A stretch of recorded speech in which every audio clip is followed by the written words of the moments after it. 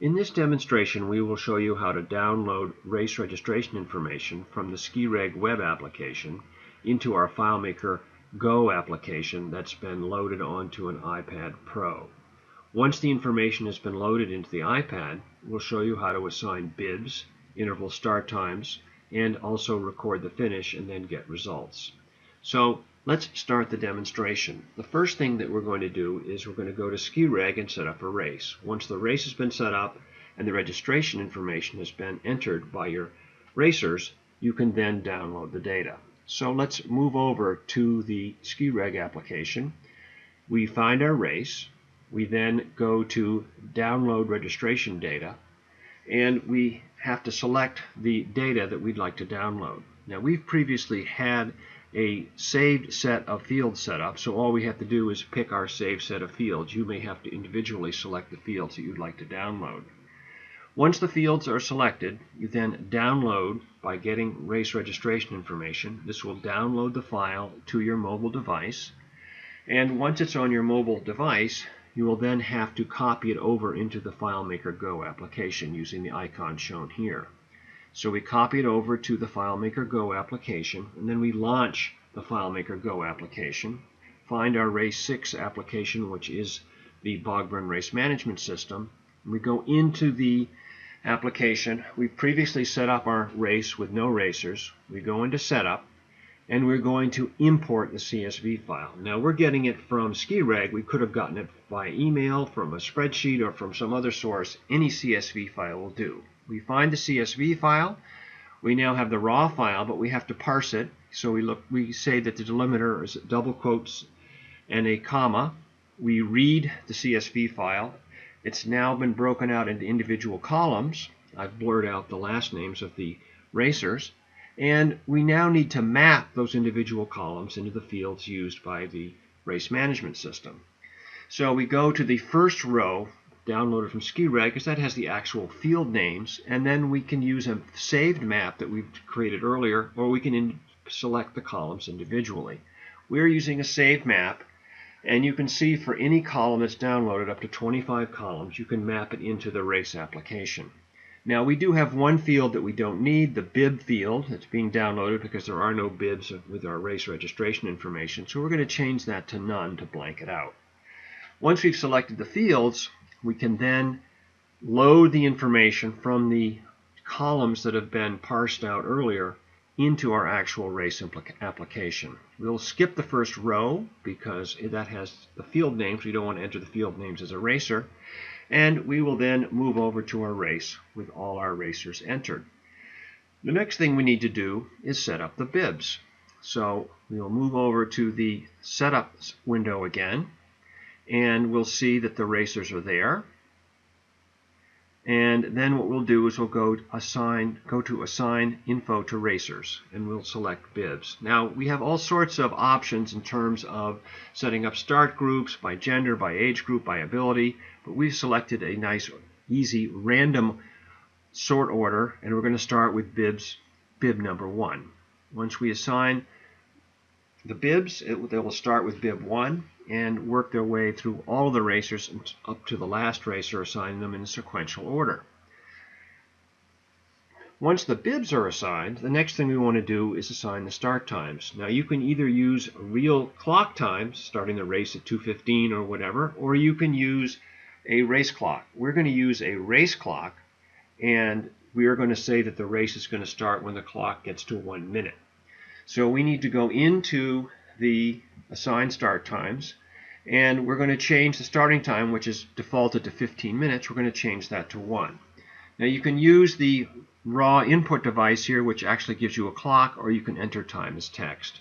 We're going to enter time as text. We're simply going to go 0:01:00, indicating 1 minute.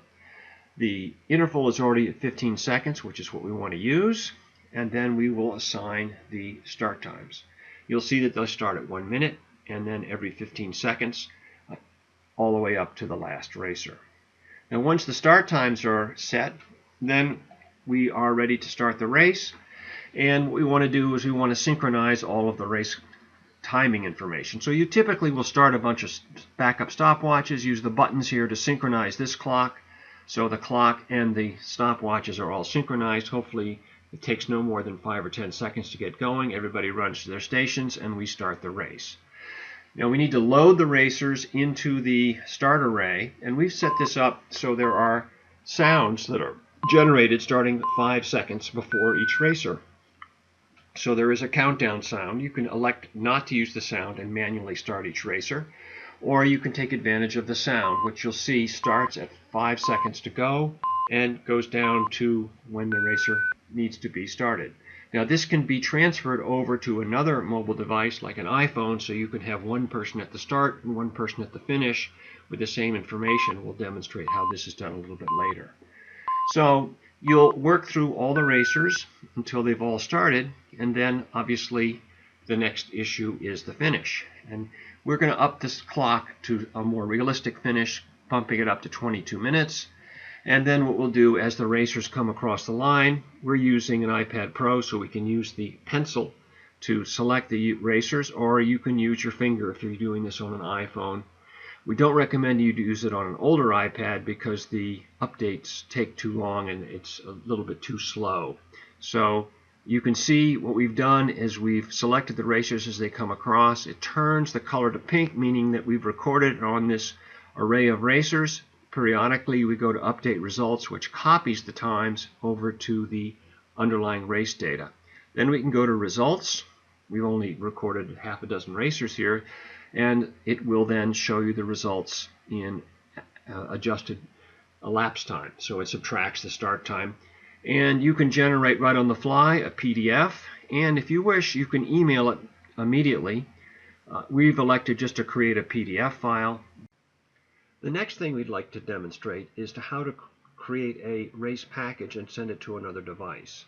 So here what we're doing is we're taking all the information, including the start times and the bib numbers, packaging them in what we call a race package, and then sending it via email to another device, in this case an iPhone.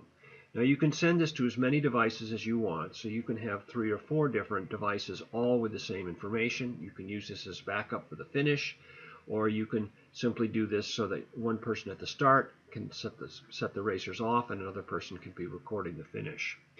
Once you are on the other device, you accept the email, click on the package that's been sent as an attachment, and you copy it over to FileMaker Go. You run the race package application this time. It will automatically get started for you. And you then import the race information into your other copy of the race application on your iPhone. You can see here that we've previously sent this same race, so that's why we're replacing it with the most up-to-date information. And once you have the information loaded into your iPhone, you launch race 6 again. You'll have to change the race to the race you just imported, and then you're set to go. And you can then do everything that we just saw on the iPad. Obviously it's a little bit smaller because it's on an iPhone. You'll see that we use the iPhone both in a vertical and a horizontal position so that we switch it back and forth during this demonstration. We just changed the sort to bib to show you that the same information is available here in the same format that we saw on the iPad. So we then at the start again we would be synchronizing this clock to the other watches and the clock on your iPad, and use the buttons as we saw before to make sure that they're all synchronized. And then we can move into the start area, and again we have the sound set up so that every 5 seconds you will then hear the countdown for the individual racers. And so you can have someone with an iPhone sitting at the start and the iPad Pro can be at the finish. And so once the racers have started, we then can potentially use this as well for the finish, and we'll move over to the finish recording in a moment.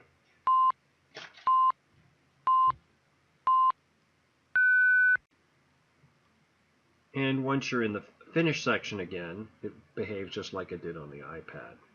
So here we actually included in the package the finishers from the earlier part of the demo. You can see they came up as gray. That means we brought over the recorded finish times from the earlier part of the demonstration.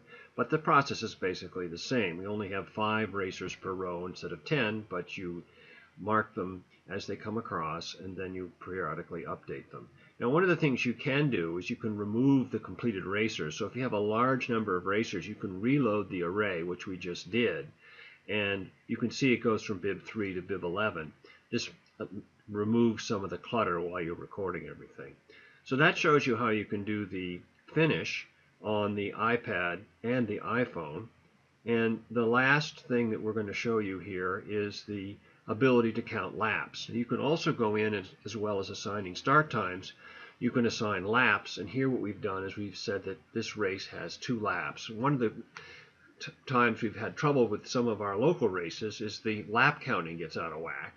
So this is a way you can automatically count the laps for each racer, and it runs basically the same way as we saw the finish. You pick the lap counts, you can see everybody says they have 2 laps that they have to do, and as you click them as they come across, you can see it ups the count to 1.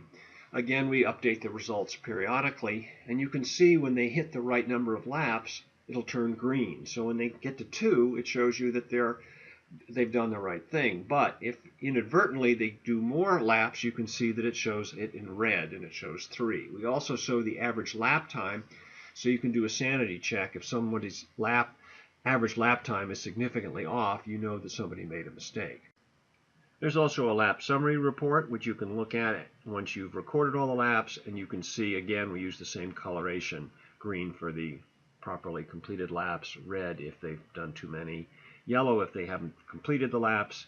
And this completes some of the basic functions of our application. There is actually a lot more to it, but this gives you a quick overview of how you can quickly set up and record a race.